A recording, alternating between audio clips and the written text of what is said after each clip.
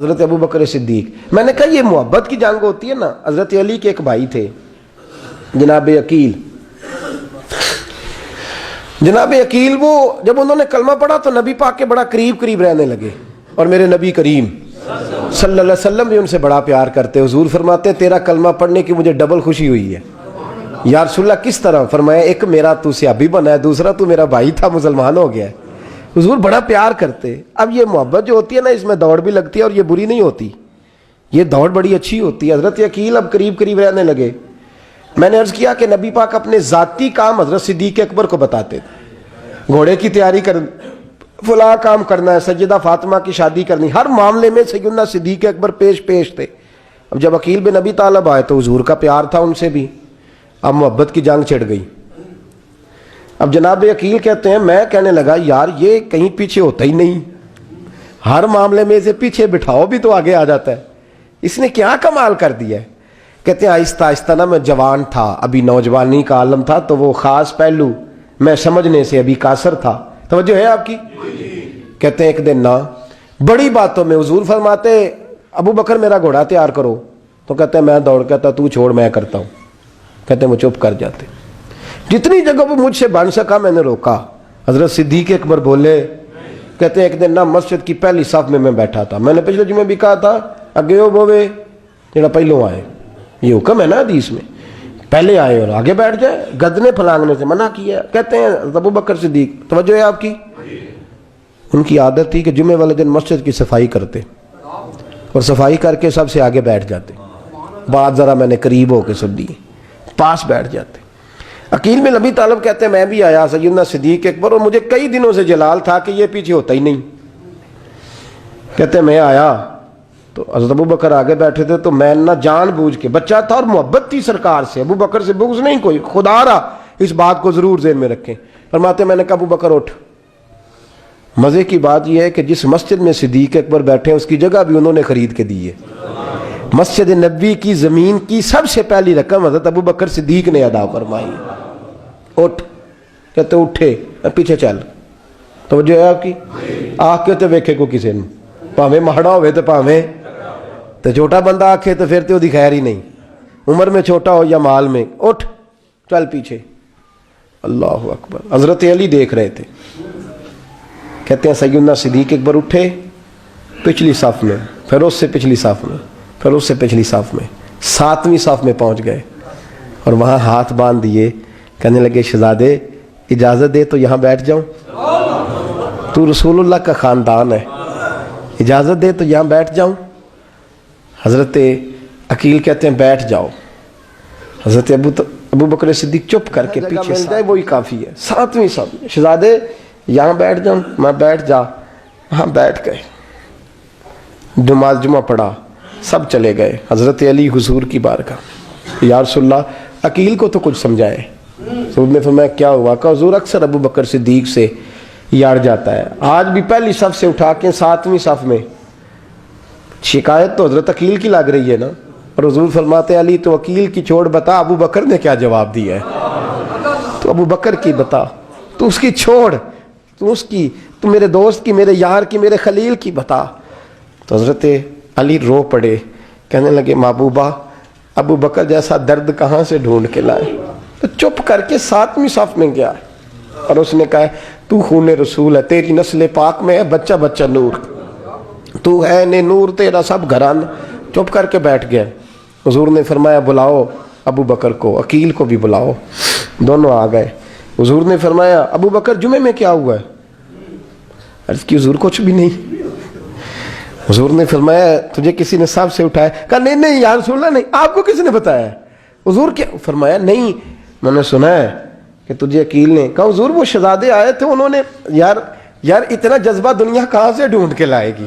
بلے شاہ اوتھے ککھ نہیں بچدا جتھے عشق نے لایا ڈھیرا. کہا حضور یار یہ لفظ تاریخ میں ڈھونڈو گے تو نہیں ملے گے. میرے ابو بکر صدیق کیا فرماتے ہیں؟ کہا حضور وہ نسل رسول کا شہزادہ ہے نا, اس نے ابو بکر کو 7ویں صف میں ابو بکر کا بیٹھنا پسند کیا تو ابو بکر راضی ہے. حضور اس نے یہاں بیٹھنا پسند کیا, تیری نسل پاک میں بچہ بچہ نور, تو ہے نے نور تیرا. اور کہا حضور وہ خاندان ہے, میں خادم ہوں, فرق تو ہے نا. تو وہ خاندان ہے، میں خادم ہوں۔ میرے رسول کریم صلی اللہ علیہ وسلم نے بلایا جناب عقیل کو، ڈانٹا نہیں، محبت فرمائی۔ سرکار نے فرمایا عقیل بیٹے بیٹھ جا، میں تجھے سمجھاؤں۔ پھر حضور نے بات چھیڑی، فرمایا تجھے پتہ ہے میرا ابو بکر کون ہے؟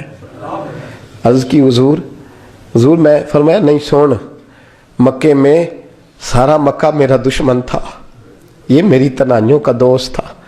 فرمایا لوگ تلواریں لے کے آتے تھے مجھے مارنے، اور اس کی تلوار اٹھتی تھی، کہتا تھا پہلے میں مروں گا پھر کوئی مصطفیٰ تک جائے۔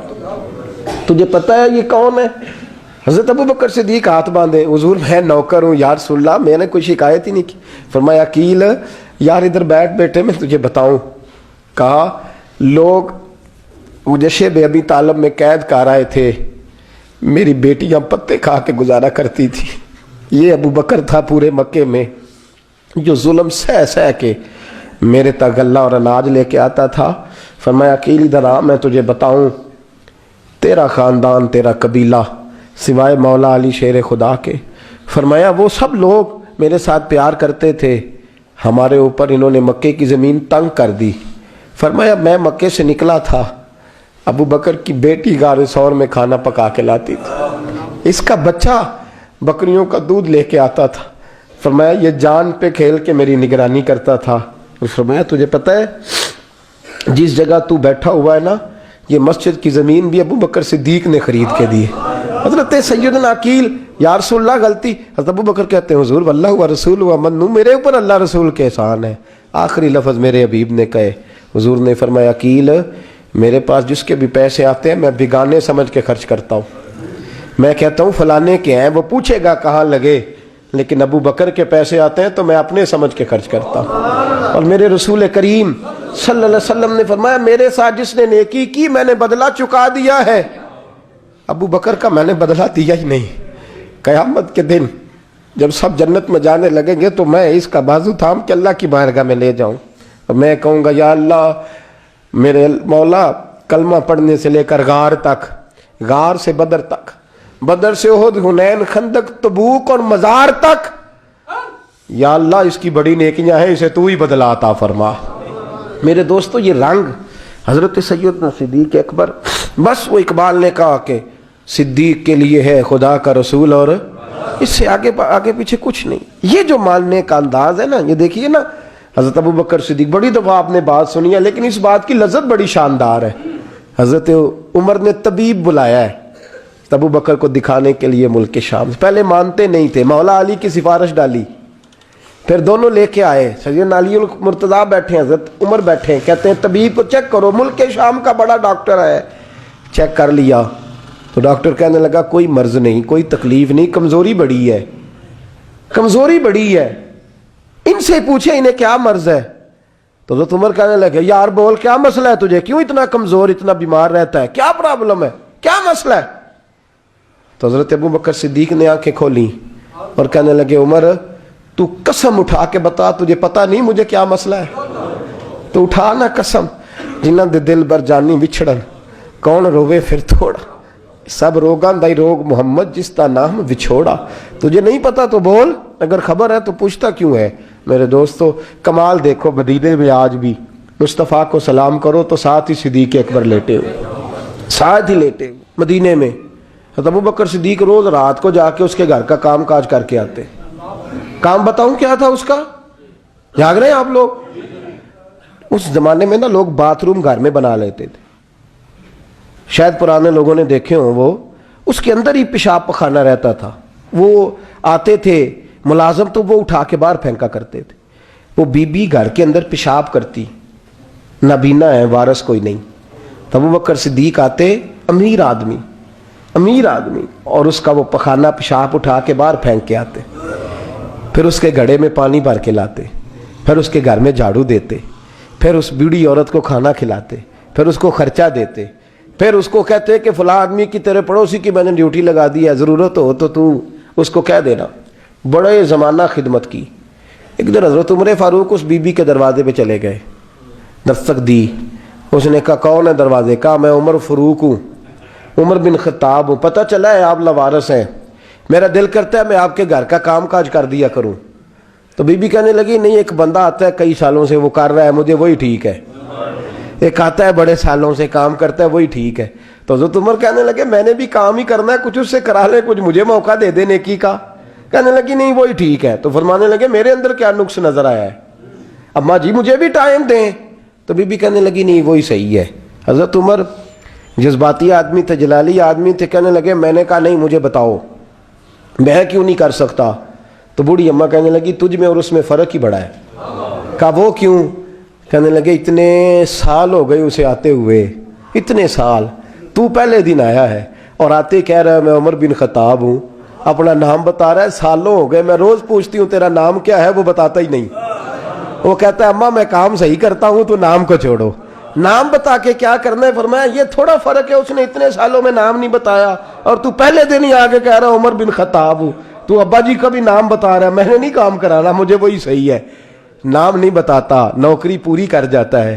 حضرت سیدنا عمر فاروق فرماتے ہیں میں تہجد کے وقت جھاڑیوں میں چھپ کے بیٹھ گیا، کہتے مسجد نبی سے وہ شخص نکلا، چہرے پہ نقاب، پیروں سے ننگا، اور میں نے اس شخص کو خرامہ اس بوڑھی عورت کے گھر کے قریب جاتے دیکھا، تو پیچھے سے جا کے میں نے کہا او مسافر چہرہ تو دکھا۔